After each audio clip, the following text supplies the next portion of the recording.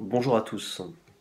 J'utilise la golden hour, c'est-à-dire la première heure où le soleil est bon venant d'une fenêtre. Pour que les youtubeurs ils font ça.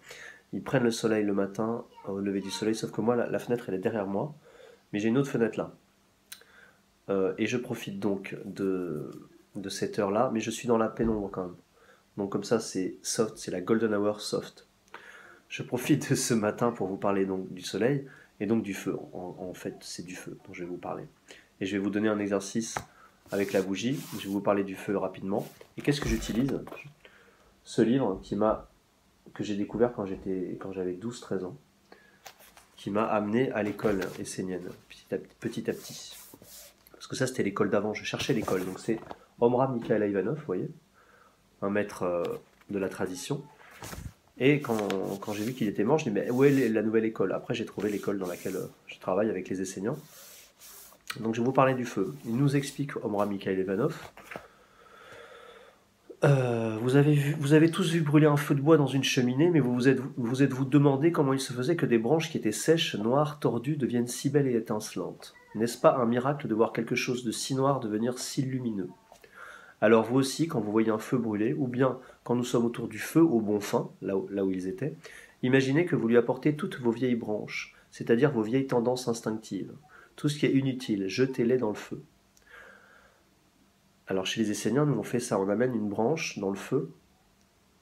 Lorsqu'on fait les initiations du feu, on amène des branches dans le feu, on y met les contre-vertus, ce qu'on veut offrir, ce qu'on veut voir disparaître et transformer. Mais on amène aussi des bûches avec ou des branches dans le feu. Alors on peut l'amener physiquement, on peut prendre une branche et la mettre dans le feu, mais on peut l'amener aussi rien qu'en regardant le feu. On y met les choses.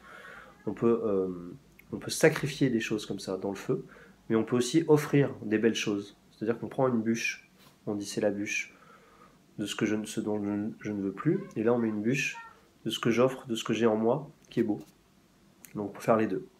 Lui il dit, tout ce qui est inutile, jetez-les dans le feu, parce que le feu est capable de tout transformer en chaleur, en lumière. Et c'est vous qui en bénéficiez. Sinon, que pouvez-vous faire avec ces vieilles branches? Elles ne peuvent ni vous chauffer, ni vous éclairer, parce que vous n'êtes pas capable de les transformer. Le feu, lui, il est capable de ça. Et l'homme est capable d'allumer un feu. Donnez-les au feu et il vous les renverra sous forme de lumière et de chaleur. Bon, on n'est pas obligé d'allumer un feu de camp, on peut allumer une bougie. Donc là, je vous donne un exercice qu'il donne avec une bougie. Dans une chambre tranquille, vous vous préparez à allumer une bougie. Donc il parle de la chambre, de l'endroit secret, la chambre secrète, l'endroit de votre être, votre intérieur. Vous préparez à allumer une bougie dans le calme et le recueillement. Vous consacrez d'abord la bougie à une idée ou à une entité. Chez les Esséniens, nous on consacre le feu à Michael et à la nation essénienne. Vous pouvez la consacrer à votre âme. Là il dit, vous pouvez le consacrer à la Mère divine, au Père céleste, à l'Esprit Saint, à l'âme universelle, à l'archange Michael. Lorsque la bougie est allumée, le feu est présent et les trois autres éléments aussi.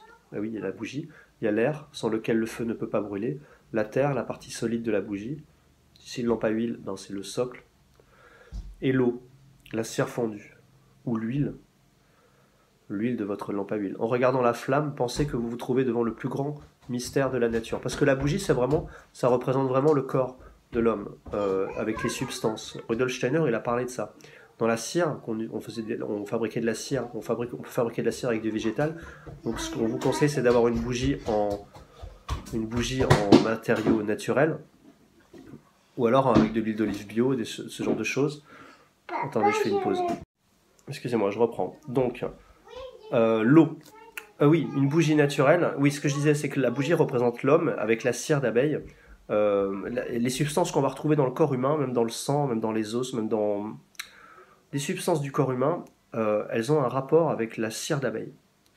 Et d'ailleurs, la ruche, par Rudolf Steiner, est comparée au cerveau, et toutes les cellules du sang qui circulent dans le corps sont comparées aux abeilles.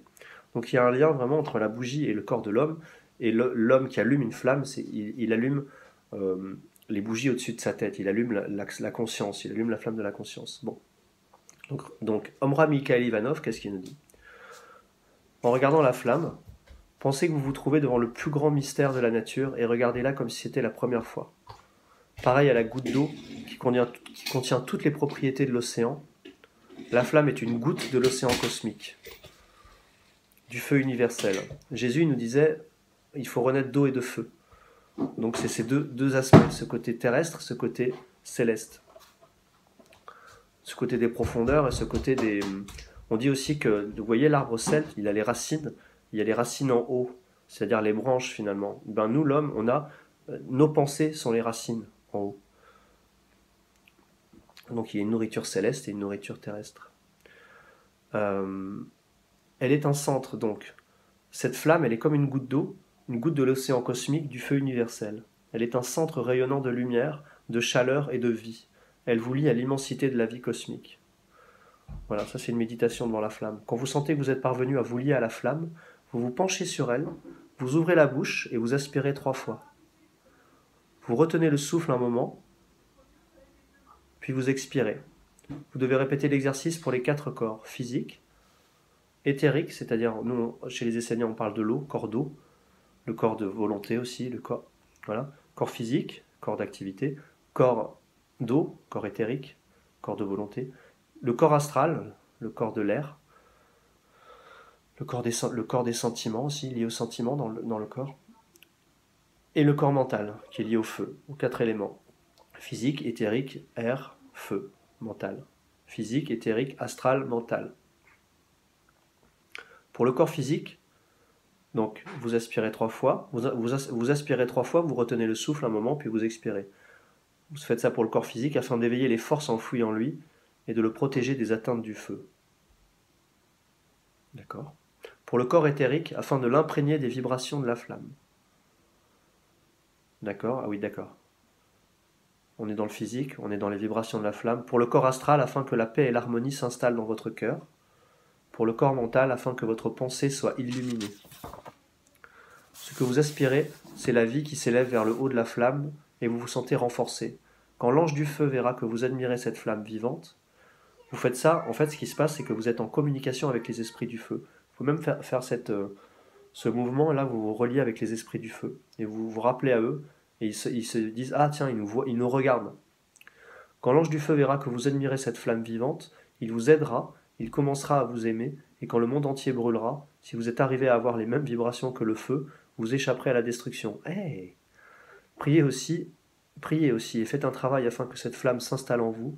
Pour cela, adressez-vous à elle et dites-lui « Flamme bien-aimée, symbole du Saint-Esprit, symbole du feu cosmique, symbole du soleil, entre en moi, imprègne mes cellules, pour que le Saint-Esprit descende un jour en moi, établir sa demeure. » Après, vous priez comme vous en avez envie. Il faut savoir que Omra Mikhaël Ivanov, il a passé sa vie à inviter l'archange Michael, qui est l'archange du feu. Il a vraiment fait un travail énorme, lui, vraiment concentré sur Michael. D'ailleurs, il a mis Michael dans son nom. Je ne sais pas quel était son nom de base, mais il a mis Michael dans son nom, pour vraiment incarner cette force du feu. Voilà, je vous laisse avec ça. On m'appelle.